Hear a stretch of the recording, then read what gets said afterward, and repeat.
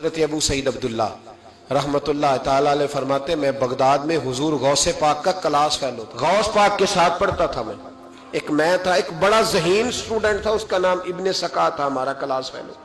کہتے ہیں بغداد میں ایک بزرگ آئے، شاہ محمد غوث ان کا نام تھا، اس زمانے میں بھی شاہ غوث نام کے بزرگ تھے۔ میں آپ کو کوئی 950,000 سال کے قریب کی بات بتا رہا ہوں۔ کہتے ہیں ہمارا ارادہ بنا چلو اللہ کے نیک بندے کی زیارت کر رہے ہیں۔ ہم چلے تو رستے میں ابن سکا کہنے لگا لوگ کہتے ہیں کہ وہ بابا آ بھی جاتا ہے غائب بھی ہو جاتا ہے، میں تو ولی تب مانوں گا جب میرے سوالوں کے جواب دے گا، میں پہلے جاؤں گا آزمائش کروں گا۔ یہ جو لوگ ولی کی آزمائش کرنے جاتے ہیں یہ پہلے خود تو دیکھ لیں کہ اس قابل بھی ہے کہ نہیں۔ بھئی میں تو اس قابل نہیں ہوں کہ میں آج تک اس قابل نہیں کہ میں کسی کو دیکھ کے بتا سکوں کہ یہ بندہ کامل ہے کہ نہیں، لیکن آزمائش کرنے چلے جاتے ہیں پہلے دیکھوں گا پھر جا کے کچھ کروں گا، تو اتنی پوزیشن ہے کہاں سے وہ نظر لاؤ گے؟ ولی را ولی می شناخت، شیخ سعدی کہتے ہیں ولی کو جاننے کے لیے تو کسی ولی کی ضرورت ہے، وہ بتائے گا کہ ولی، بھائی کاریگر ہی بتائے گا نا بندہ کاریگر ہے کہ نہیں، کہ اناڑی نے بتانا ہے، یہاں اناڑی کہہ رہا ہے نہیں یہ نہیں دی ولی، تجھے کیسے پتا چلا؟ فرماتے وہ ابن سکا کہنے لگا پہلے دیکھوں گا اگر میری سمجھ میں، بابے نے میرے سوال کا جواب ہی نہیں دینا۔ تو ابو سعید عبداللہ کہتے ہیں میں نے کہا ابن سکا نہیں یار اس طرح نہ کیا ہے، سوال تو بابا جواب دے ہی دے گا، لیکن میرا ارادہ یہ ہے کہ ایک دو سوال پوچھوں گا پھر پتہ چلے گا کہ بابا کس قابل ہے۔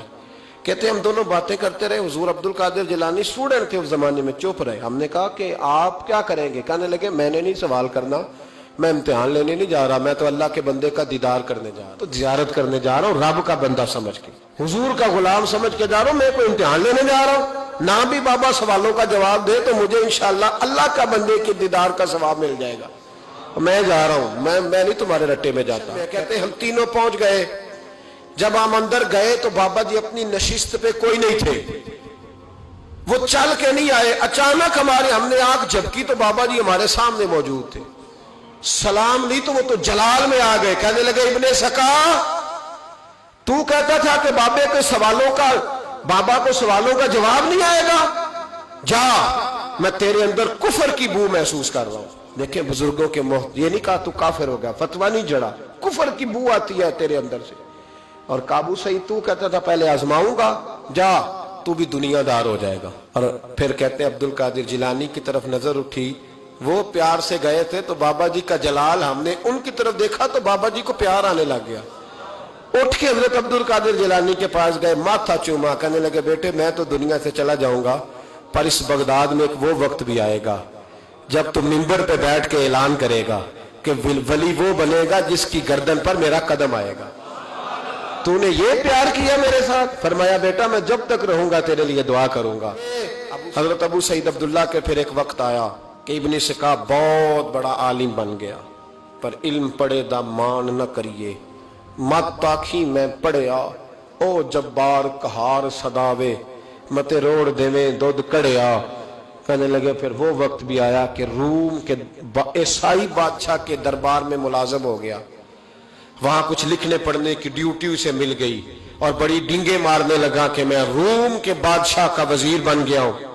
پھر ایک وقت وہ آیا کہ روم کے عیسائی بادشاہ کی لڑکی پر عاشق ہو گیا، کہنے لگا میرا نکاح کر دو، تو بادشاہ کہنے لگا تو عیسائی ہو جا میں کر دوں گا۔ کہنے لگے پھر وہ عیسائی ہوا، پھر ہم نے اس کی وہ حالت دیکھی کہ اس کے منہ میں کیڑے جاتے تھے، اس کے ناک سے نکلتے تھے۔ کیوں؟